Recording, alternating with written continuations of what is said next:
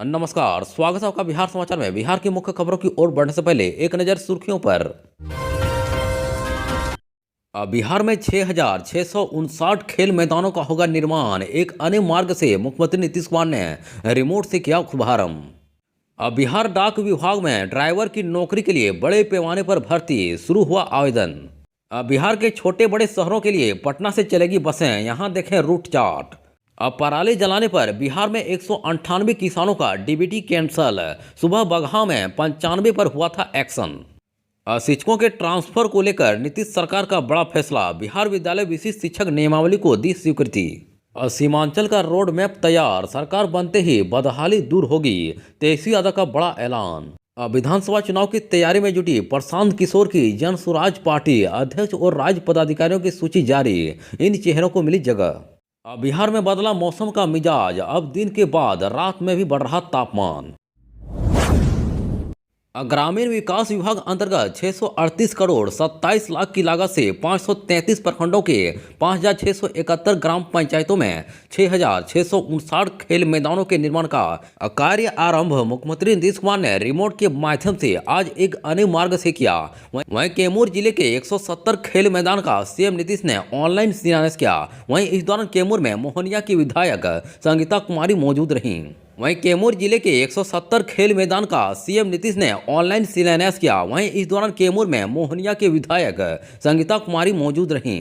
अब बता दें, कैमूर जिले के 133 पंचायत में कुल 170 खेल मैदान बनाए जाएंगे, जिसे लेकर आज मुख्यमंत्री नीतीश कुमार ने ऑनलाइन शिलान्यास किया। दरअसल खेल मैदान मनरेगा योजना के तहत खेल प्रतिभा को बढ़ाने को लेकर बनाए जा रहे हैं, जिसमें प्रत्येक पंचायत में खेल मैदान का वादा नीतीश सरकार ने किया था, जिसे लेकर कैमूर जिले के 133 पंचायत में 170 खेल मैदान बनेगा। वहीं मोहनिया प्रखंड के बढ़वर में मोहनिया से राजद की बागी विधायक संगीता कुमारी खेल मैदान का शिलान्यास के दौरान मौजूद रहीं। वहीं संगीता कुमार ने कहा कि पढ़ोगे लिखोगे बनोगे नवाब, उसी तरह से खेलोगे कूदोगे बनोगे नवाब के पैटर्न पर नीतीश सरकार युवाओं को खेलकूद के प्रति बढ़ावा दे रही है। वहीं प्रत्येक खेल मैदान की लागत लगभग 10 लाख रुपये है, जहां वॉलीबॉल, रनिंग, बैडमिंटन, फुटबॉल सहित कई प्रकार के खेलों को लेकर प्लेटफॉर्म बनाए जाएंगे।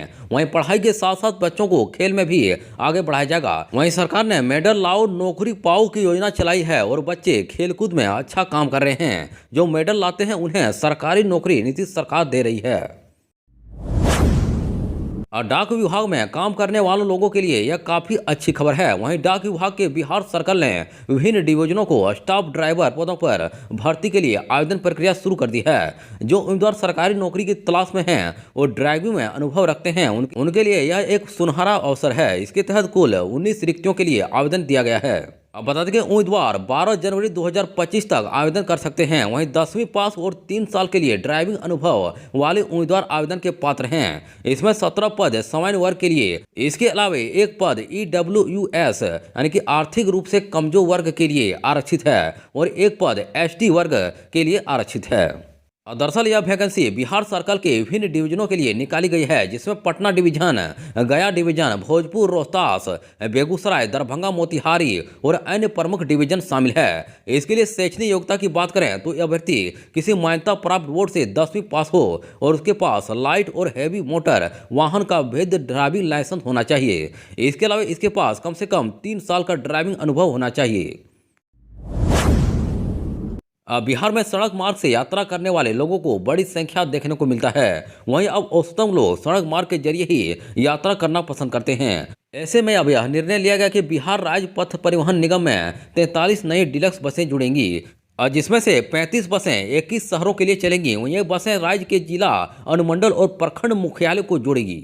जानकारी के अनुसार 8 बस पटना बस प्रमंडल को मिलेगी। इसको लेकर रूट परमिट की प्रक्रिया पूरी हो चुकी है। वहीं सभी बसों में 40 सीटें हैं और ये फुलवाशरीफ और बांकीपुर डिपो से राज्य के विभिन्न शहरों के लिए जाएंगी, जिसमें से पटना से देवघर, मुंबई से मुंडेश्वरी, वाल्मीकि नगर, भागलपुर, किशनगंज, मधेपुरा, मधुबनी, सुपौल, जोगबनी, रक्सौल, राज, सीतामढ़ी, नवादा, रजौली, गया, पूर्णिया, जहानाबाद सहित कई जगहों के लिए चलेंगी। वहीं सभी बसों के लिए रूट परमिट लेने की प्रक्रिया पूर्ण कर ली गई है।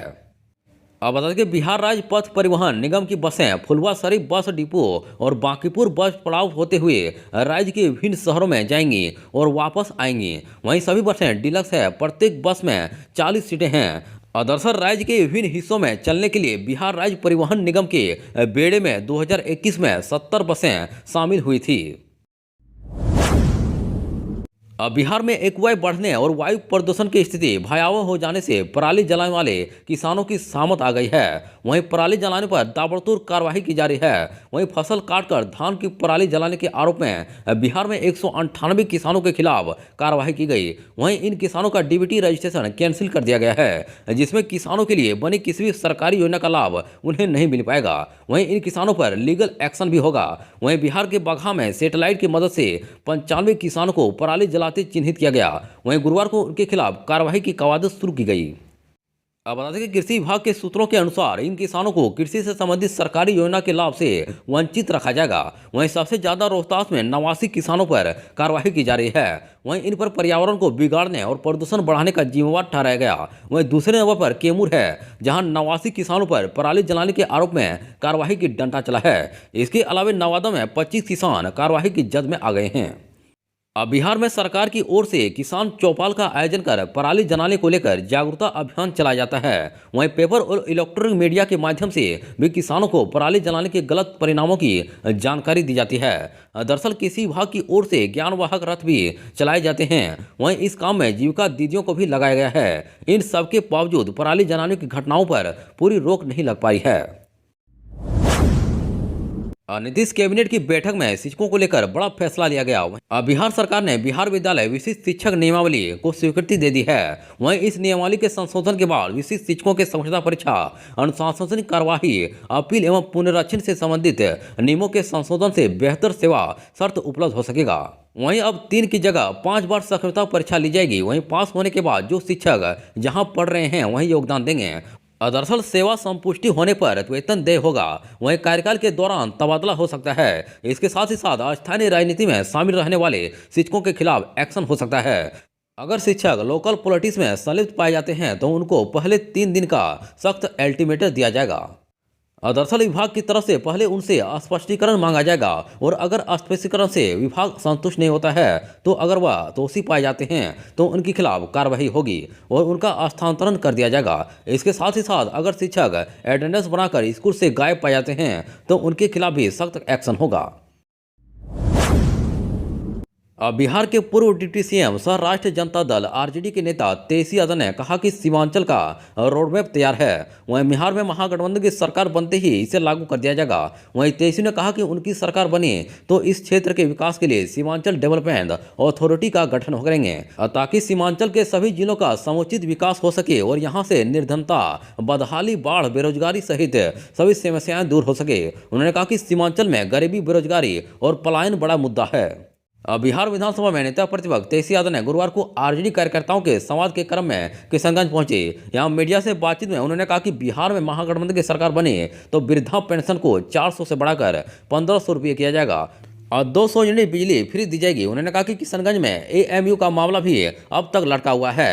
वहीं महिलाएं सबसे ज्यादा महंगाई की मार झेल रही हैं। वहीं स्मार्ट मीटर और जमीन सर्वे से लोग परेशान हैं। तेजस्वी ने आगे कहा कि अपनी यात्रा में वे आरजेडी कार्यकर्ताओं और नेताओं से संवाद के साथ ही जनता की समस्याओं से भी अवगत हो रहे हैं। उनके फीडबैक के आधार ही माई बहन मान योजना बनाई गई है। वहीं सरकार बनने के 1 माह के अंदर इस योजना को लागू किया जाएगा और इसके तहत मां बहनों को 2500 रुपये प्रति माह की राशि दी जाएगी।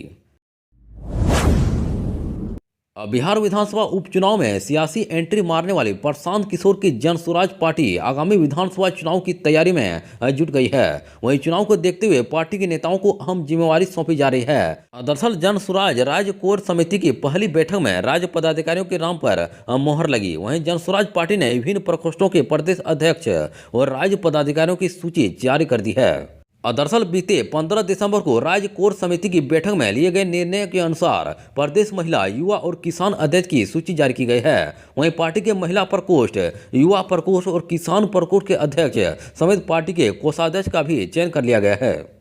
वहीं बेगूसराय के रहने वाले सुभद्रा सहनी को जन स्वराज पार्टी के महिला प्रकोष्ठ का प्रदेश अध्यक्ष बनाया गया।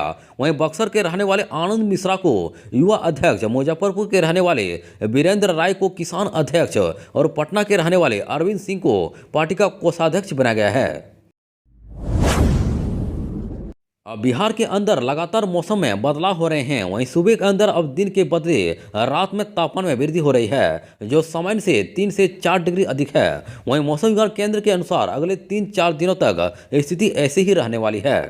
और दरअसल पटना समेत प्रदेश के मौसम में बदलाव की स्थिति बनी हुई है। वहीं आकाश में आंशिक रूप से बादल छाए रहने के साथ रात्रि के तापमान समय से 3 से 4 डिग्री ऊपर बना हुआ है। वहीं दिन के तापमान में विशेष बदलाव की संभावना नहीं है।